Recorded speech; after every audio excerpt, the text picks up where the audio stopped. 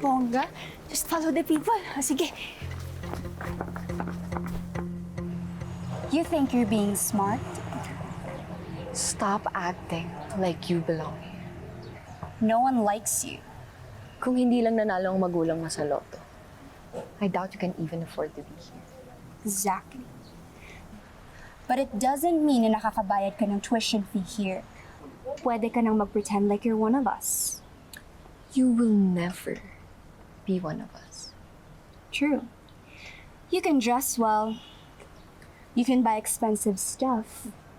Pero sa loob, basura ka pa rin. True. Exactly.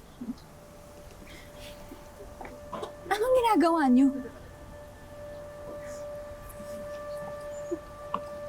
Look who's here.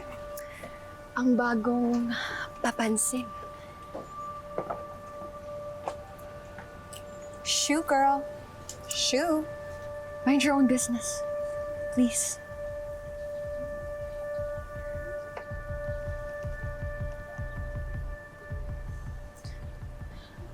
Alam niyo ba yung paboritong kasabihan ng tatay ko?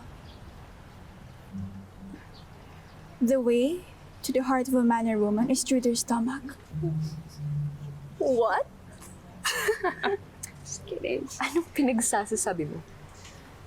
Pero hindi kasi yun ang applicable sa inyo eh. Dahil mukhang hindi magandang likaw ng mga tiyan at bitukan nyo. At mukhang may blockage na rin papunta sa mga puso nyo. So, ang mas applicable sa inyo, the only thing necessary for the triumph of evil is for good men to do nothing. And sa mga cases na ganito na may binubuli kayo, may nakakakita tulad ko, yung wala na lang kaming gagawin, di na lang kami iimik. Whoops! Ano? Bibidyo mo ko? Hindi.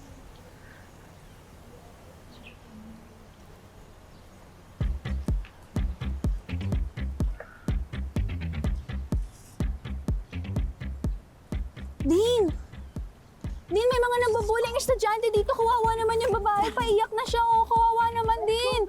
5 silang babae. Kala mo naman, sinong matatapang? Uy! Teka! Saan ka pupunta? Joke lang yun. Huwag kang matakot. Hindi ko naman talaga tinawagan si Dean. Tsaka kung totoo mang tinawagan ka siya, wala kang dapat ikatakot. Ikaw naman yung binubuli, di ba? Sila dapat yung problema. Ako nga pala si Florence. Anong ginagawa mo? Do you have any idea what you just did? Oo. Nakita ko kasing pinagtitripan ka nila kanina, kaya tinakot ko sila para tigilan ka nila. Obviously, you're new here. Hindi mo kilala kung sino binabangga mo.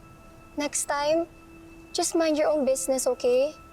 Dahil sa ginawa mo, mas lalo mo lang pinalala ang sitwasyon ko. Kaya mag-ingat ka. Dahil you'll also get in trouble at mukhang ikaw ang susunod na pag-iinitan.